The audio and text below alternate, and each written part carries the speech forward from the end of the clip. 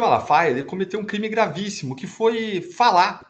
Hoje no Brasil é perigoso você falar. Exercer a liberdade de expressão se tornou perigoso no Brasil. Não existe crime nenhum, não existe sopro de crime a ser investigado na conduta do pastor Silas Malafaia. Como ele disse num vídeo recente, ele nem inglês fala. E você não tem nenhuma prova, nenhum indício, nada, nem fumaça que mostre qualquer ligação entre Silas Malafaia e o que está acontecendo no exterior. Ou seja, você tem um absoluto nada. O que você tem é, sim, uma medida absolutamente intimidatória, ditatorial, que viola direitos humanos, que ultrapassa os limites do Estado, que viola a liberdade de expressão, viola liberdades básicas do ser humano, inclusive com a apreensão do passaporte e impedimento dele de viajar ao exterior, o que vai acabar impactando, inclusive, o livre exercício da profissão dele de pastor, porque ele é um dos grandes líderes do Brasil, que se relaciona com líderes espirituais de todo o mundo. Isso vai impactar até mesmo o livre exercício da profissão dele.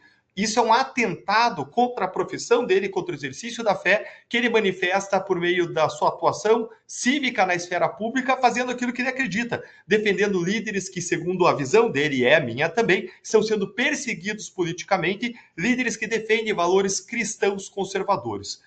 Então, o que nós vemos hoje em dia é que o Supremo perdeu completamente os limites, mas, a meu ver, é um erro estratégico até mesmo que o Supremo está cometendo. Não é só um grande erro pela violação da Constituição, pela violação das leis, pela violação das liberdades básicas, pela violação da moral que o Supremo está praticando, por não existir nada que justifique essas buscas e apreensões e essa apreensão de passaporte, mas é um erro também estratégico. Ainda que a gente admitisse que o Supremo pudesse fazer isso, e se houvesse condição de fazer uma análise de conveniência e oportunidade, o que ele está fazendo é basicamente comprar briga com todo um novo setor, o setor evangélico, que tende a tomar as dores do pastor Silas Malafaia, porque sabe que crime nenhum ele cometeu, que não existe qualquer sinal de crime. Isso só vai exasperar as provas de abusos que o STF vem praticando em relação a toda uma massa de pessoas evangélicas hoje que já são 1/4 da população brasileira.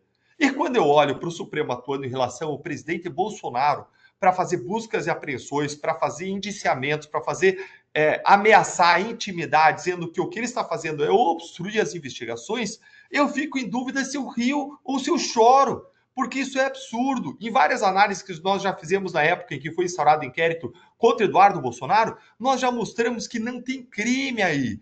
O próprio Procurador-Geral da República já tinha arquivado a investigação pelo comportamento de Eduardo Bolsonaro no exterior. O próprio Supremo já tinha arquivado. E aí eles desarquivam quando a água sobe para o pescoço, quando eles veem que as ações de Eduardo Bolsonaro não eram palavras ao vento, quando eles identificam que realmente eles têm a chance de ser punidos pela Magnitsky e Moraes é punido pela Magnitsky e os outros estão em risco de ser punidos, aí eles usam aquele inquérito, aquela atuação do Bolsonaro no exterior como instrumento de intimidação. E por que não é intimidação, Deltan? Porque basta você abrir o Código Penal. Você abre o Código Penal no artigo 23 e você vai ver que não é crime o exercício regular de direito.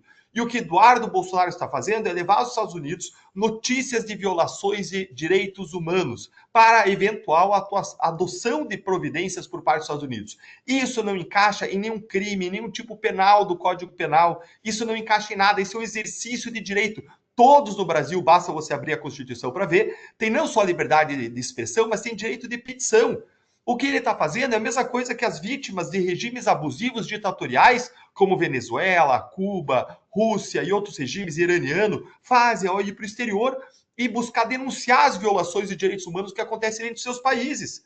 E é natural até que os ditadores reajam perseguindo ainda mais essas pessoas.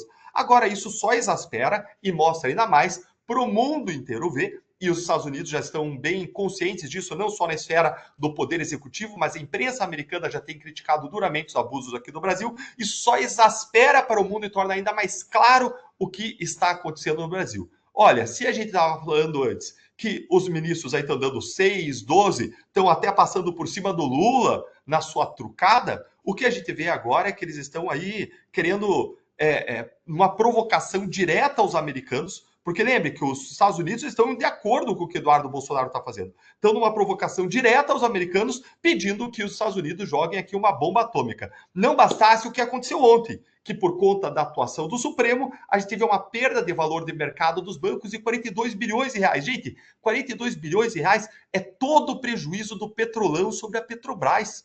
E ainda tinha gente que criticava a Lava Jato por querer recuperar, dizendo que a Lava Jato está prejudicando a economia. Cadê agora a imprensa criticando esses prejuízos concretos, aferíveis em bolsa de valores, contabilidade, matemática, causados por uma canetada suprema? Cadê toda a gritaria em torno disso?